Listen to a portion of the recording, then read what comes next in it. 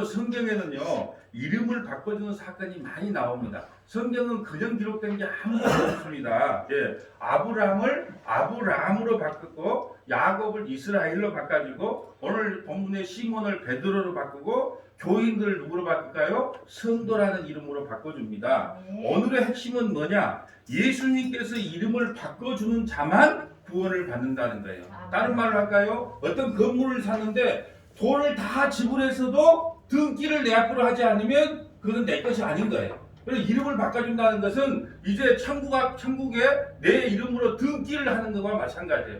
너무너무 중요한 사건이에요. 예수님이 메시아 사역을 시작할 때 첫 사건이 뭐냐? 바로 베드로의 이름을 바꿔주는 것은 우리 모두를 가지고 천국에다가 등록시키는 역할을 한다는 거예요. 그래서 이 이름 바꾸기가요 너무너무 중요합니다. 그런데 여러분 이런 설교를 들어봤을까요? 안 들어봤을까요? 들어본 적이 없어요. 그러니까 이게 어렵게 생각이 드는데 여러분 잘 들어놓으면 왜 하나님 예수님께서 메시아 사역을 할 때 첫 사역으로 이름을 바꾸고 시작을 하셨는가, 이름 바꾸기를 시작을 하셨는가를 우리가 명확하게 알 수 있습니다. 여러분 세례 요한이요 자기 제자 중 두 사람과 함께 섰다가 예수님이 다니심을 보고 이렇게 말합니다. 보라 하나님의 어린 양이다 이렇게 선포를 합니다. 사람을 보고 하나님의 어린 양이라고 합니다. 구약에서 그토록 많은 희생 제물을 드린 대표적인 짐승이 어린 양인데 이제 짐승이 어린 양이 아니고 사람이 어린 양이라는 것을 선포하는 거예요. 여러분 오늘 본문을 보면서 여러분 서서 보라 이걸 보면서 뭐 기억나는 게 없어요? 예? 만약에 서서 보라 만약에 이걸 보고 어떤 본문이 탁 떠올랐다면 여러분 유대인이에요. 유대인들은요 오늘 본문을 보면서 어떤 힌트를 딱 얻은 거예요. 이거 어디서 많이 듣던 말인데 여러분 홍해 앞에서요 뒤에는 애국 군대가 추격하고 앞에는 홍해 바다가 있어요. 진퇴양난이에요. 그때 모세가 뭐라고 했습니까? 너희는 가만히 있어서 오늘날 너희를 위하여 베푸시는 구원을 보라. 구원을 보라. 그 구원의 실체가 여기 왔다는 거예요. 여러분 성경은요 반복해서 구원의 내용을 설명해 주고 있습니다. 오늘 유대인들은요 이 말을 들으면 바로 구약의 그 출애굽기 14장에 홍해를 건너는 사건이 바로 생각이 드는 거예요. 출애굽기 14장 9절 볼까요? 바로가 곧 그의 병거를 갖추고 그의 백성을 데리고 갈새 선발된 병거 600대와 애굽의 모든 병거를 동원하니 지휘관들이 다 거슬렸더라. 여러분 보세요. 지금 애굽에서 430년 동안 종살이하던 그들을 해방시켜줬는데 이 바로가 가만히 생각해 보니까 열이 받는 거예요. 내가 왜 그들을 해방시켰는가 하고 온 군대를 동원해서 지금 쫓아가고 있어요. 13절 볼까요? 모세가 백성에게 이르되 너희는 두려워하지 말고 가만히 서서 여호와께서 오늘 너희를 위하여 행하시는 구원을 보라. 구원을 보라. 세상 죄를 지고 가는 하나님의 어린 양이다. 보라라는 거예요. 보라. 이게 그림자가 실체로 이루어진 것이 오늘 본문의 사건이란 말입니다. 구원을 보라. 너희가 오늘 본 애굽 사람을 영원히 다시 보지 아니하리라. 여호와께서 너희를 위하여 싸우시니 너희는 가만히 있을지어다. 여호와께서 모세에게 이르시되 너는 어찌하여 내게 부르짖느냐. 이스라엘 자손에게 명령하여 앞으로 나가게 하고 지팡이를 들고 손을 바다 위로 내밀어 그것이 갈라지게 하라. 이스라엘 자손이 바다 가운데 마른 땅으로 행하리라. 28절에 물이 다시 흘러 병거와 기병들을 덮되 그들의 뒤를 따라 바다에 들어간 바로의 군대를 다 덮으니 하나도 남지 아니하였더라. 30절에 그날에 여호와께서 이같이 이스라엘을 애굽 사람의 손에서 구원하심에 이스라엘이 바닷가에서 애굽 사람들이 죽어 있는 것을 보았더라. 여러분 지금 세례 요한이요 두 제자와 함께 섰다가 하나님의 어린 양을 보라는 거예요. 애굽에서 어린 양의 피로 구출받아 나왔듯이 이제는 어린 양의 피가 아니라 하나님의 아들의 피로 죄와 사망의 그들에 앉아있는 주의 택한 자들을 구원하러 오신 양이 바로 이분이라는 거예요. 이건 엄청난 복음입니다. 여러분 구약은요 모든 걸 예표를 들고 있어요. 그림자를 우리에게 설명하고 있는데 실제로 그 구약의 구원을 베푸실 그분이 네 앞에 있다는 거예요. 그걸 보라는 겁니다. 골로새 1장 13절 그가 우리를 흑암의 권세에서 건져내사 그의 사랑의 아들로 옮기셨다. 이걸 구약식으로 표현하면요 애굽에서 종살이하는 그들을 가나안 땅으로 옮겼다는 거예요. 그가 우리를 흑암의 권세에서 건져내사 그의 사랑의 아들의 나라로 옮겼다. 여러분 그런데 애굽이나 이 가나안은 다 예표고 실제로 우리에게 이 흑암의 권세, 이 땅에 우리가 이 흑암의 권세, 사단 마귀에게 사로잡힌 우리를 하나님 나라로 이미 옮겨놨다는 거예요. 그 아들 안에서 우리가 속량곧 죄 사함을 얻었다. 모세가 출애굽한 것처럼 그건 모형이란 말이에요. 이제는 아들이 실체가 와서 너희를 속량했다. 죄 사함을 얻게 했다. 이걸 바로 오늘 실제로 보여준 사건입니다. 성경은 어떻게 우리를 구원했는지를 반복해서 설명해주고 있는 책입니다. 그런데 안타깝게도 지금은요, 성경을 가지고 각 분야에서 자기의 뜻을 주장하기 위해서 인용을 해요. 네, 내가 지금 하고 있는 일이 옳다는 걸 설명하기 위해서 그 성경 구절을 인용하는 사람이 너무 많단 말이에요. 이것을 성경 도구주의라고 합니다. 성경을 내 입맛에 따라서 맞춰 쓰는 것이죠. 자기의 비전이나 소원을 성경 구절을 인용해서 그걸 합리화시키는 거예요. 그 대표적인 것이 뭐냐? 2022년 나에게 주신 하나님의 말씀하고 송구 여기 때 하나 뽑는 거예요. 여러분 성경 66권 1189장 31,173절이 2022년도 우리에게 다 주신 말씀이지 그 뽑기에서 하나 주신 말씀이 아니단 말이에요. 예, 그런데 그런 것을 개념이 없어요. 아니 이것은 왜 2022년 나에게 주신 말씀은 66권 1189장이 맞지? 왜 한 것만 나머지 뽑으라 그러냐? 예, 이걸 바로 성경 도구주의라는 거예요. 성경도 자기의 비전이나 꿈을 이루는 데 사용한다는 거예요. 자, 올해 건축을 한다. 예, 그럼 어떻게 할까요? 산에 가서 나무를 베어다가 성전을 건축하라. 그게 들어있을까요? 안 들어있을까요? 다 그런 거예요. 그러니까는 여러분 그런 것들을 잘 판단하고 신앙생활을 해야 된다는 거예요. 항상 성경은 나에게 한 장만 준 게 아니고 모든 말씀이 나에게 주신 말씀이다. 그렇게 그 성경을 해석해야 된다는 거예요. 여러분 이 시대의 성경 말씀은 본래의 뜻과 상관없이 자기 뜻을 이루기 위하여 부적처럼 사용되고 있는 것이 우리 오늘날의 형편이에요. 여러분 어떤 성경을 우리가 본문을 펴더라도 어떤 구절이 나와야 되냐? 예수 그리스도가 나와야 돼요. 여러분 복음이 뭡니까? 예수님이 누구이신가와 예수님이 하신 일이 무엇인가가 복음이에요. 복음은 두 가지예요. 예수님이 누구신가? 예수님이 하신 일이 무엇인가? 오늘 예수님이 하신 일이 뭐예요? 이름을 바꿔줬잖아요. 그러니까 예수님이 하신 일을 저는 오늘 설명을 해요. 그럼 이게 복음이에요? 아니에요? 복음이란 말이에요. 그러니까 복음은 다른 게 복음이 아니고 예수님이 누구신가와 예수님이 하신 일이 나를 위해서 해주신 일이 무엇인가를 아는 게 복음인데 오늘 이름을 바꿔주는 것을 메시지를 전하기 때문에 바로 이것이 복음이라는 겁니다. 여러분 예수 그리스도가 이야기되어지는 곳에는요 반드시 인간의 죄 문제도 함께 거론돼야 돼요. 아까 우리 장로님 기도하셨던 것처럼 빛이 있으니까 빛이 있으라. 빛이 있으니까 뭐가 되는 거예요? 어둠이 드러나는 겁니다. 그래서 여러분 예수님이 빛으로 오셔야 해서 우리가 죄가 드러나야 예수 외에는 다른 길이 없구나 이렇게 드러나게 된 겁니다. 야고보서 4장 4절에 봅니다. 세상을 사랑하는 것이 간음이라 그래요. 여러분 야고보서 4장 4절 세상 사랑하는 게 간음이에요. 그러면 여러분 한 주간도 세상 사랑하지 않고 살아가신 분이 누가 있어요? 그럼 우리는 다 간음했단 말이에요. 여기서 간음이라고 남녀간에 그런 이야기를 하는 게 아니고 세상 사랑하는 모든 게 다 간음이에요. 그러니까 성경을 볼 때 우리는 어떻게 폭로돼야 돼요? 나는 일주일 내내 세상을 사랑했던 간음한 존재구나. 그러므로 나는 내 의를 믿고서는 도저히 구원받을 수 없는 존재구나. 오늘도 와서 예수 이야기 듣고 예수만 붙잡아야 되겠구나. 은혜만 붙잡아야 되겠구나. 그러려고 교회에 오는 거예요. 그런데 교회에 와서 그래 세상 사랑하지 맙시다. 그러니까 막 안 사랑하려고 사랑하지 맙시다. 대본 열고 나가보세요. 바로 오늘 보험 한 건을 해야지 돈이 될 텐데 바로 세상에 빠집니다. 오늘 편의점에 사람 많이 와야 될 텐데 오직 그 생각이 바로 되면 누구나 그래요. 누구나. 그러니까 우리는 성경을 보면서 어떻게 폭로돼야 된다고요? 나는 안 되는구나. 빛이 비춰주니까 우리는 빛이 선명하게 왔잖아요. 빛이 선명하게 우리에게 비춰줄 때 아이고 내가 어둠이구나. 내가 세상과 늘 가늠하고 살아가는 존재구나. 그러니까 내가 예수 붙잡아야 되겠구나. 오늘도 그래서 그 말씀 듣기 위해서 예수님이 나를 위해 해주신 일을 받고 나는 예수님만 붙잡아야 되겠구나. 그거 들으려고 우리 교회에 오는 겁니다.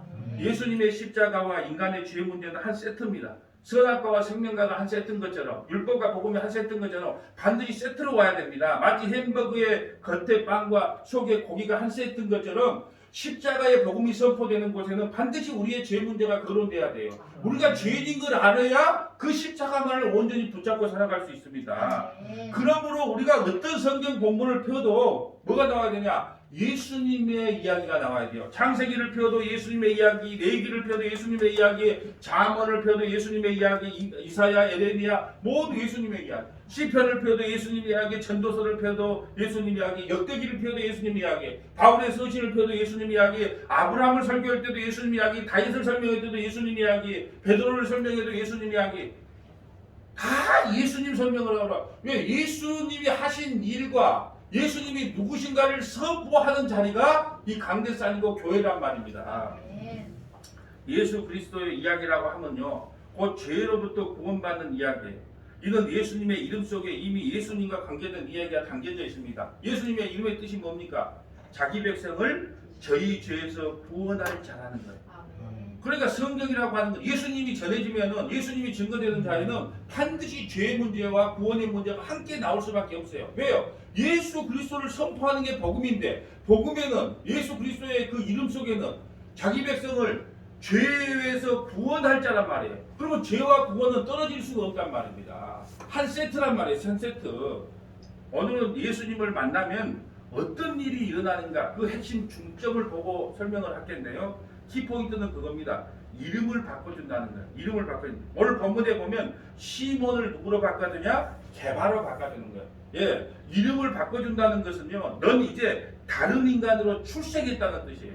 여러분, 이름이 바꿔졌다는 그 사실이요, 오늘 너무 중요한데 이름 바꾸기라는 설교를 들어본 적이 없을 겁니다. 근데 메시아가 시작할 때 얼마나 이것이 중요한 일이었으면요, 메시아 사역을 처음 시작하면서 하는 일이 뭐냐? 이름을 바꿔주는 거예요. 그러면 베드로가 이름을 바꿔주는데 나하고 뭔 상관이 있어요? 대표자 원리예요. 12명의 제자가 누구예요? 12제자의 대표가 누굽니까? 베드로예요. 베드로의 이름을 바꿔줬다는 것은 그 우리 모든 성도들의 이름을 다 바꿔준 거란 말이에요. 우리의 이름을 바꿔주러 오셨어요. 우리의 이름을. 다른 말로 호적 정리하러 오셨단 말이에요. 우리에게 천국의 등기를 주시기로 오셨단 말입니다. 그걸 지금 설명하는 것이 오늘 본문이에요. 아멘. 여러분, 이름을 바꿔줬다는 것은요, 출생 시에 부모가 지어준 것이 그 사람 이름인데, 처음에 아브라함의 이름이 뭐였어요? 아브라함의 이름을 하나 들어보려고 해요. 아브라함은 뭘로 하나님의 이름을 바꿔줍니까? 아브라함으로 이름을 바꿔주죠. 그렇다면 아브라함은 하나님으로부터 새로 출생되어져 자라는 거예요. 하나님이 아브라함에게 나는 이렇다라고 스스로 나타내셨어요. 그러므로 우리의 구원은 자녀 구원이 아니고 타의 구원이란 말이에요. 이 하나님이 아브라함을 찾아갔단 말이에요. 아브라함은 구원받고 싶은 마음이 없어요. 천국과 지옥이 뭔지도 몰라요. 근데 아브라함을 찾아갔단 말이에요. 그래서 타의 구원이다, 자녀 구원이 아니라는 거예요. 나는 이렇다, 이런 하나님이라고 설명하는 거예요. 이제 아브라함이 알고 있는 하나님만 참 하나님이고 나머지는 모두가 가짜 하나님이 됩니다. 왜 그럴까요?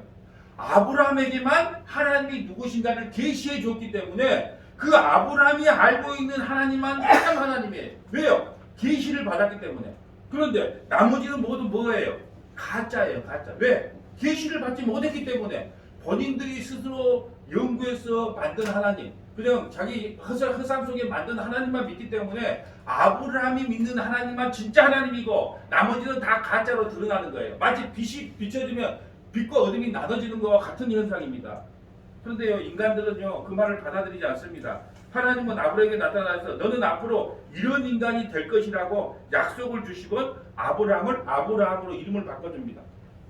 여러분, 아브라함이 어떤 인물입니까? 마누라 2번 팔아먹은 인물이에요. 마누라도 2번 팔아먹고 우상 숭배의 집안이란 말이에요. 그런데 하나님께서 이렇게 말합니다. 나는 상관없다. 네가 마누라 2번을 팔아먹든 10번을 팔아먹든 우상 숭배 자손이든 뭐 모태 신앙이든 아무런 상관이 없다. 왜? 내 고집이 너 고집보다 더 세다.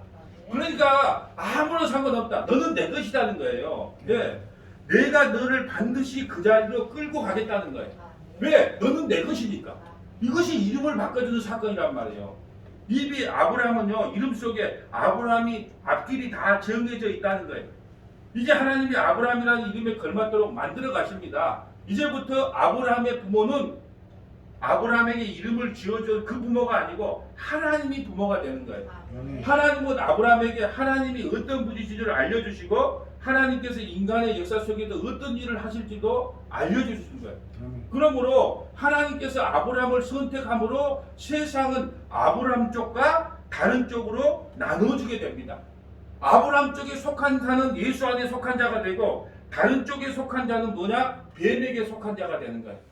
어떻대요? 아브라함을 부르고 이름을 주는 순간에 아브라함에게 속했느냐? 아브라함 밖에 속했느냐로 나눠지게 되는 거예요. 아브라함 안에 속한 사람은 예수 안에 속한 자고 아브라함 밖에 속한 사람은 뱀 안에 속한 사람이라는 거예요. 인간 세상은요, 나누고 싶은 생각이 전혀 없어요. 그냥 우리는 하나, 위아더 월드, 우리 그냥 하나처럼 살고 싶어요. 근데 아브라함에게 하나님이 찾아오심으로써 세상의 의지와 상관없이 나누어지게 됩니다. 그래서 구원은 분리라 그래요. 분리. 창세기 1장 3절에 빛이 있으라. 딱 빛이 비춰주는 순간에 빛은 뭐가 되는 거예요? 예수님의 편이 되는 거고 구원받는 편이 되고 어둠은요. 예, 밤은 어둠은요. 저주받은 지옥의 편이 되는 겁니다. 예, 그것이 바로 이름을 바꿔주는 사건 속에 들어가 있어요. 아브라함에게는 좋은 일인지 모르지만 다른 사람의 입장에서 볼 때는 너무나 불쾌한 일이에요. 하나님 자기가 뭔데 사람을 차별하고 구분하느냐 항의하는 거예요. 다 똑같은 모습으로 다 똑같은 땅에서 다 똑같이 사는데 왜 어떤 사람은 정규직이고 어떤 사람은 비정규직으로 나누냐는 거예요. 왜 어떤 놈은 금수저 갖고 태어났고 어떤 놈은 흙수저 갖고 태어났냐는 거예요. 여러분, 그래서 원래부터 세상은요 평등하지가 않아요. 세상을요 자세히 보면 평등을 추구한다? 있을 수 없어요. 창세 전부터 평등은 존재하지가 않습니다. 왜요? 창세전에 생명책에 기록된 자가 있고 창세전에 버림받은 자가 있다니까요. 그런데 무슨 평등을 이야기합니까? 그래서 하나님께서는 금수저 보고 흙수저 되란 말도 해본 적이 없고 흙수저 보고 금수저 되란 말도 없어요. 너에게 주어진 삶에 만족하고 살아라는 게 성경이에요. 왜요? 곧 너희들이 다시 원위치로 원상복귀 되니까 흙수저가 노력해서 금수저 되란 말을 해본 적이 없어요. 종이냐? 그러면 종답게 살아라. 상전이냐? 그러면 상전답게 살아라. 왜? 그건 아무것도 아니다. 곧 너희 자리로 원상복귀 시켜주겠다. 여러분, 평등하게 살겠다고 한 사람들이 공산주의잖아요. 공산주의가 왜 실패했습니까? 부자 걸 뺏어가지고 가난한 사람 나눠줘서 우리 다 평등하게 살자라는 거예요. 이론적으로는 좋아요. 그런데 공산주의가 하나 강조한 게 뭔지 아세요? 인간은 죄인이에요. 죄가 그 속에 들어가 있기 때문에 내가 열심히 해서 나에게 먹을 것이 많이 생기면 부지런히 움직여요. 새벽부터 저녁까지. 근데 어차피 내가 뭐 늦게 나가나 똑같이 뭐 소득을 얻는다? 절대 부지런할 수가 없어요. 그건 왜요? 인간의 죄성 때문에 그래. 그걸 관가하지 못했기 때문에 공산주의가 망한 겁니다. 여러분, 하나님은요 인간들이 아무리 데모를 해도 신경을 안 써요. 하나님은요 길을 다 막아요. 인간들이 아무리요 막 아우성 쳐도 아무 신경을 안 쓰고 아브라함에게 속한 사람은 참 하나님을 섬기는 자로 분리되어 복을 받고 아브라함과 뜻을 달리하는 사람은 거짓 하나님을 섬기는 자로 분류되어 저주를 받는다. 딱 그걸 정해놨어요. 하나님이 이름을 지어준 순간에 너는 내 것이라고 선언된 거예요. 그래서 부모가 자식의 이름을 지어준 겁니다. 내가 내 딸 이름을 지어줬어요. 사랑이라고. 왜 지어줬을까요? 내 거라는 거예요. 내 거라는 거예요. 왜요? 너는 내 것이라고 선언한 게 이름을 지어준 거예요. 여러분, 성경에 이름이 바꿔지는 사람들을요 이렇게 표현합니다. 아브라함, 야곱, 베드로, 성도에 이름을 바꿔준 사람을요 이렇게 표현합니다. 자, 너희와 그들이라고 표현해요. 너희는 이름을 받은 사람, 이름을 받은 사람을 너희라고 부르고 이름을 받지 못한 사람을 그들이라고 해요. 이거 너무 중요한 내용이에요. 마태복음 13장 11절 볼까요? 자, 대답하여 이르시되 천국의 비밀을 아는 것은 누구에게 허락됐어요? 너희에게는 허락됐어요. 너희가 누구예요? 이름을 받는 자. 우리에게는 허락됐어요. 천국의 비밀을 아는 것이 우리에게 허락되었으나 그들에게는 아니 되었다.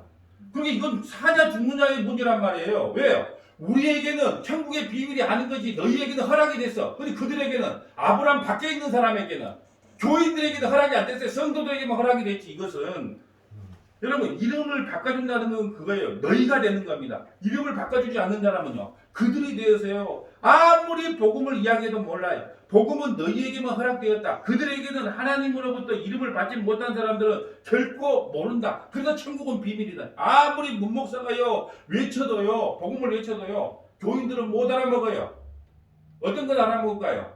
이렇게 사세요, 저렇게 사세요, 성경 몇 장 몇 절에 보면 이렇게 살아야 돼, 이렇게 그건 다 알아먹어요. 그건 복음이 아니에요. 그러니까 다 알아먹어요. 근데 오늘 이름 바꾸기 이렇게 말하면 그게 뭔 소리요? 모른다니까요. 근데 어떻게 여러분이 알아먹었을까요? 너희에게는 천국의 비밀을 아는 게 허락되었는데 그들은 몰라요.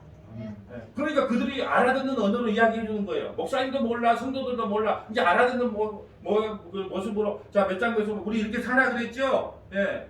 여러분 세상에 나가서 비틀어 사세요, 소금으로 사세요, 착하게 사세요, 거짓말하지 마세요, 도둑질하지 마세요. 다 알아먹어요. 왜 알아먹어요? 복음이 아니니까. 그걸 왜 우리에게 그런 말씀을 줬을까요? 너희 살 수 있다 없다. 없으니까 예수 붙잡으라고 주는 건데 우리는 이렇게 살 수 있다고 자꾸 자신감을 심어준단 말이에요. 그게 좋은 설교라고 이야기를 한다는 겁니다.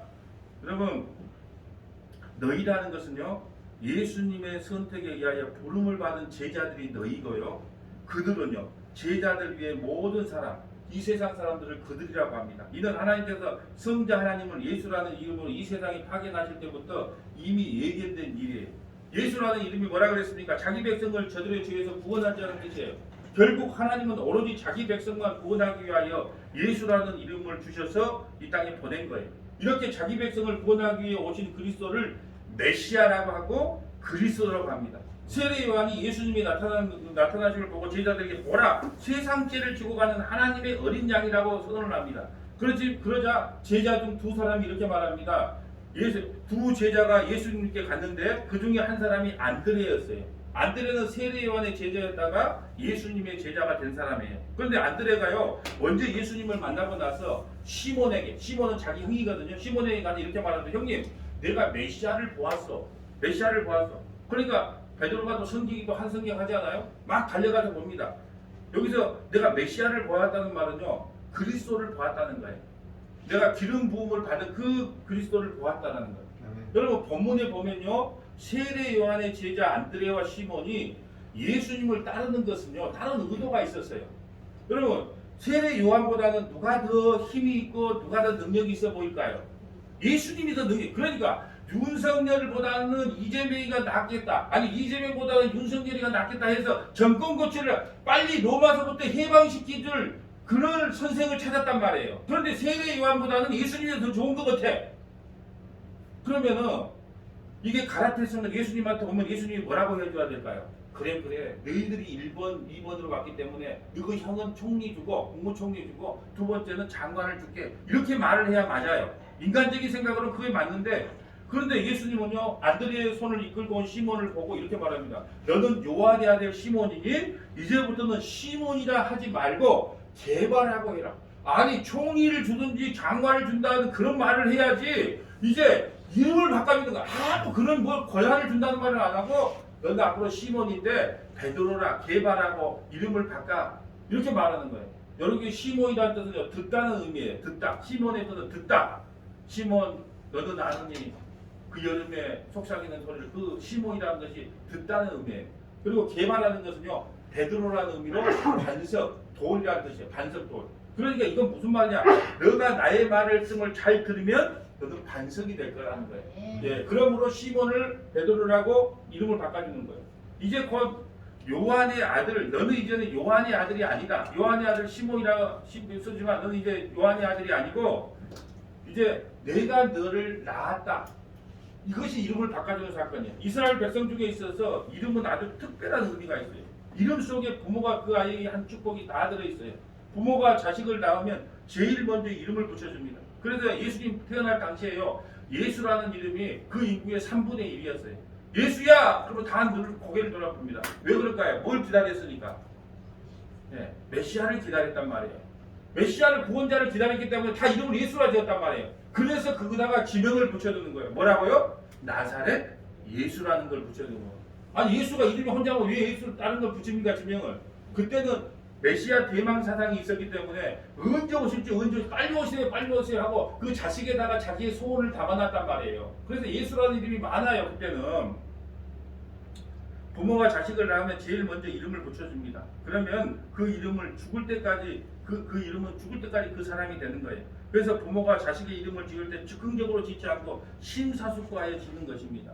여러분 우리는 시골 살았어요. 여러분 완전 명사무소 가서 우리 이름을 달아야 돼요. 그때 일하느라고 바빠 아버지가. 그러니까 이름을 갖다가 어떻게 하냐? 그 이장에게 부탁을 하는 거예요. 예? 부탁을 해서 그 면사무소 가면 이름 정리 좀 해주라 그러면 그래갖고 이름을 조금 이름을 지었어. 예? 그래갖고 딸 이름을 정순이라고 조금 내 이름을 정순이라고 지어주고 착한 제다.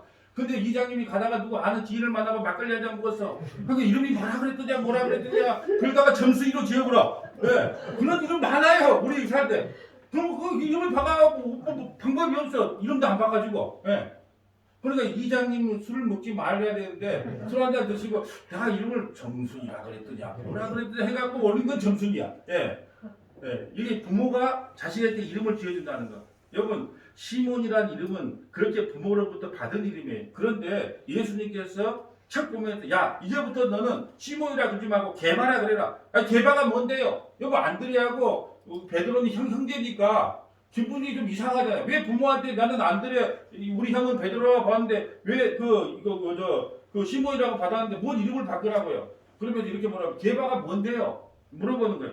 그게 예수님이 뭐라 그냥 게바라는 것은 베드로라는 뜻이고 반석이요 돌멩이다. 아니 뭐라고요? 아니 시몬이라는 그 좋은 이름을 나눴고 왜 반석 돌멩이로 바꿔준단 말입니까? 예수님이 누구시길래 부모로부터 받은 이름을 마음대로 바꿔줍니까? 시몬의 입장에서는 황당한 일이 아닐 수 없어요. 아니 속으로 그럴 겁니다. 아니 뭔데 쥐가 뭔데 함부로 부모에게서 받은 이름을 바꾸냐 이렇게 반문했을 수도 있다는 거예요. 그런데 알다시피 오늘 요한복음에서는요 예수님이 첫 사역을 시작하는 거예요. 첫 사역을 하는데 이름을 바꿔준다는 거예요. 첫 사역에 남의 이름을 바꿔주는 일을 시작한다는 거예요. 여러분 예수님이 왜 메시아로서의 첫 사역을 시작할 때 이름을 바꿔줬을까요? 여기는요 메시아로서의 엄청난 비밀이 담겨 있어요. 여러분 성경은 그냥 읽으면요 비밀이 아니에요. 근데 자세히 보면요 하나님께서 깨닫게 해주면 왜 가만히 있는 시몬의 이름을 개발하고 이름을 바꿔줬느냐? 여러분 아주 중요한 메시지, 그 메시아의 사명이 그곳에 담겨 있습니다. 이는 곧 예수님이 이 땅에 메시아로서 하신 일이 무엇인가를 상징적으로 보여줘요. 이름을 바꿔준다는 것은 사람을 창조한다는 의미예요. 여러분 사람의 이름이란 출생할 때부터 부모로부터 받은 거예요. 아담이라는 이름은 누가 지어줬죠? 아담이라는 이름을 누가 지어줬죠? 하나님이 지어줬잖아요. 아담의 뜻이 뭡니까? 사람이라는 뜻이에요. 사람. 그러니까 하나님께서 이름을 지어준 사람만 뭐가 되는 거예요? 사람이 되는 거고 하나님께서 이름을 안 지어준 사람은요 짐승이 되는 거예요. 그러니까 저와 여러분요 처음에 다 짐승이었어요. 근데 어떻게 우리가 사람이 됐습니까? 짐승의 영을 통해 있는 예수님을 먹음으로 우리가 뭐가 됐어요? 사람이 된 겁니다. 사람이. 여러분 예수님은 왜 메시아의 첫 사역을 시작할 때 이름을 바꿔줬을까요? 예, 너무나 중요한 상징적인 의미가 있어요. 예수님이요 부모로부터 받은 이름을 버리게 하시고 예수님 자신이 이름을 주시는 것은요 베드로에게 이걸 말하는 거예요. 베드로야 이제는 넌 내 아들이다. 여러분 너무너무 중요해. 이제 너는 내 아들이라는 거예요. 시몬 그 육체의 엄마가 네 엄마가 아니고 내가 이제 너를 낳았다. 예, 내가 너를 이제 낳았다. 그러니까 너의 이름이 너는 이제는 내 것이라는 거예요. 내 것이라는 거예요. 여러분 너무너무 중요한 말이에요. 이름을 바꿔준다는 것은요 호적을 정리해 주는 거예요. 이 호적 정리를 하는 것은 하나님의 아들들을 찾기 위해서 지금 예수님이 이 땅에 오신 것을 이야기해요. 창세전에 하나님의 생명책에 명명된 그들, 내 동생들을 찾기 위해서 이 땅에 오셨다는 것을 상징적으로 보여주는 거예요. 그게 바로 호적 정리고 이름을 바꿔주는. 이름을 바꿔준다는 것은 너는 내 것이다. 내가 너를 만들었고 내가 너를 창조했다. 그걸 설명하는 거예요. 요한복음 6장 38절 봅니다.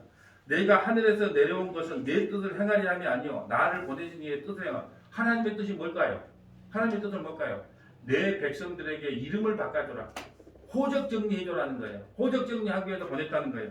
나를 보내신 이의 뜻은 내게 주신 자 중에 하나도 잃어버리지 아니하고 마지막 날에 다시 살리는 이것이다. 그래서 이름을 바꿔준 거예요. 너는 생명책에 기록되었다. 다시 말씀드려요. 12명의 제자 중에 대표가 누굽니까? 베드로예요. 베드로의 이름을 바꿔줬다는 것은 우리 성도들의 모든 이름을 다 바꿔줬어요. 왜 이름을 바꿔줄까요? 우리는 누구의 어느 나라의 호적이 돼 있다? 빌립보서 3장 20절. 그러나 우리의 시민권은 하늘에 있는지라 거기로부터 구원을 받는 자 곧 주 예수 그리스도를 기다리는 우리의 시민권이 하늘에 있기 때문에 이 세상의 이름으로도 우리가 구원받을 수 없어요. 그래서 하나님의 이름으로 이름을 바꿔주 너는 내 것이라고 이름을 바꿔주는 일부터 시작을 한다는 거예요. 너무 중요하니까 한번 찾아볼까요? 요한계시록 14장 1절. 성경 제일 뒤에 요한계시록 14장 1절. 자, 원래 이제 이걸 할 때 여기다가 별표를 치세요 다 할 건데 너무 중요한 사건이에요. 요한계시록 14장. 자, 요한계시록 14장 1절과 14절에 별표를 12절에 별표를 치세요. 원래 이렇게 나가요. 자, 요한복음 14장 1절 한번 볼까요? 1절 볼까요? 요한복음 14장 1절. 또 이미 하나님 나라에 구원받은 사람들이 천국에서 이 모습을 본 겁니다. 또 내가 보니 어린 양이 시온산에 섰고 그와 함께 14만 4천 명이 서 있는데 그들의 이마에는 어린 양의 이름과 그 아버지의 이름을 쓴 것이 있더라. 여러분 보세요. 우리 이마에 누구의 이름이 있다고요? 여러분의 이름으로 구원받아. 예수의 이름으로만 구원받는다고 내가 수없이 이야기한 게 여기 있어요. 놀랬죠? 박수 치지 말아요. 우리의 이름으로는 결코 구원 못 받아요. 누구의 이름으로? 어린 양 예수님의 그 이마에 쓴 그 이름으로만 구원받는단 말이에요. 우리의 이름으로는 결코 구원받지 못해요. 그러니까 우리 이름이 뭐 잘 지었네 못 지었네 그런 거 따지지 마세요. 오직 네가 예수라는 그 이름 우리를 구원시키는 것은요 예수 그리스도가 네 이마에 있느냐 없느냐 다른 말로 예수의 영이 너 안에 있느냐 없느냐 그걸로 구원받는 거예요. 그걸 12절에 보면 뭐니까 12절 자 성도들의 인내가 그런 사람을 뭐라 한다고요? 성도라고 합니다. 어떤 사람을 성도라고 한다고요? 교인과 성도는 틀립니다. 교인은 그냥 얼마든지 교회 왔다 갔다 했다가 마음에 안 들면 그냥 다른 데 갔다가 그냥 그럴 수 있어요. 교인은. 교인하고 성도는요 하늘과 땅 차이에요. 교인이 다 성도가 아니에요. 성도는요 그 이마에 예수 그리스도의 이름이 작힌 자를 뭐라 그러냐? 성도라 그래요. 그래서 성도의 인내가 여기 있으니 그들은 하나님의 계명과 예수에 대한 믿음을 지키는 자다. 이걸 성도라 그럽니다. 여러분 요 밑에 가면 호암 목욕탕이 있어요. 호암 목욕탕 가면 10개를 한꺼번에 사면요 표 10개를 주면서 4,500원에 살 수 있어요. 그런데 그 목욕탕 안에 들어가려면 뭐가 필요해요? 표가 필요해요. 그 안에 들어갈 때 아이고 나 몰라? 나 이렇게 잘생긴 사람 몰라? 잘생겼든 못생겼든 묻지도 따지도 안 해. 네가 부자냐 가난하냐 묻지도 안 해. 대학을 졸업했느냐 초등학교 다니냐 묻지도 안 해. 네 아무것도 묻지도 따지지도 안 해. 뭐만 묻어요? 4,500원짜리 그 표 있냐 그래. 그 표가 뭐예요? 예수라는 이름이 있냐는 거예요. 그래서 이름 바꾸기를 하는 거예요. 여러분 모두를 예수라는 이름으로 바꿔주는 작업을 하는 거예요. 여러분 모두를 성도라는 이름으로 바꿔주는 일을 시작한 거예요. 예수님이. 베드로는 이제부터 부모가 하나님으로 바뀐 거예요. 그래서 예수님이 이렇게 말하면 너희 아비는 하늘에 계신 하나님이라고 하신 거예요. 그래서 땅에 있는 자를 아버지라 부르지 말라. 이러한 사실을 알게 하려고 구원을 입은 성도들에게 아들의 영을 보내줍니다. 그래서 어떤 사람이 성도입니까? 아들의 영, 다른 말로 성령을 받은 자만 성도가 되는 거예요. 이제 성모자교회 모든 믿음의 권속들은 이름이 바뀌었어요. 뭐요? 성도.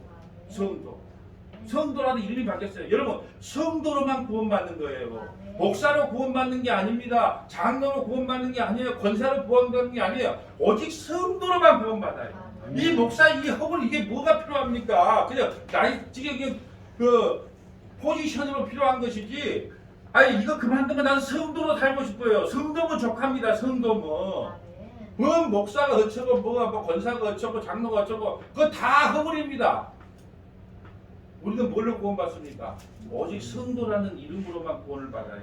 이것은 베드로가 이름이 바꿔진 것처럼 우리들도 이름이 다 바꿔진 자들을 이야기합니다. 이제 우리는 아버지의 족보 안에서 이름이 바꿔진 자들이에요. 여러분 호적이라는 것은요 아들이 아버지의 족보에 올라간 거예요. 그런데 예수님이 이 땅에 오셔서 처음 사역이 뭐였어요? 호적 정리한 거예요. 자기 고향 베들레헴에 가서 거기서 출생을 하는 거예요.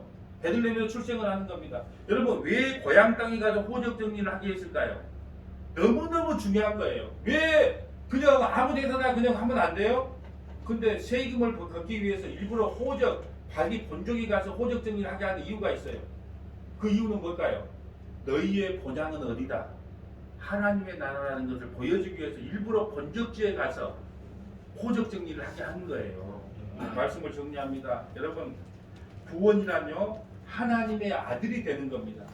그래서 하나님은 예수님을 통해서 구원받은 자들에게 성령을 아들의 영으로 보내주신 거예요. 그래서 성령 받은 자들은요 하나님을 뭐라고 부를 수 있냐? 아버지라고 부르는 거예요.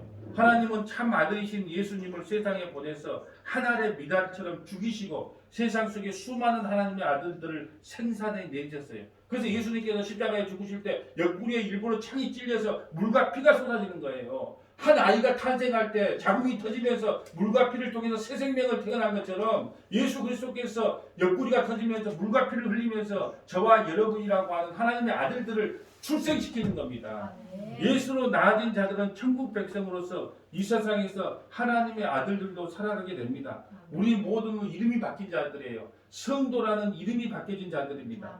그러므로 이 세상 살면서 좀 아프다고, 좀 가난하다고, 좀 못 배웠다고, 장가 못 갔다고 좀 쫄지 마시고, 이거 왜 이래? 이거 왜 이래? 나는 하나님의 백성이야.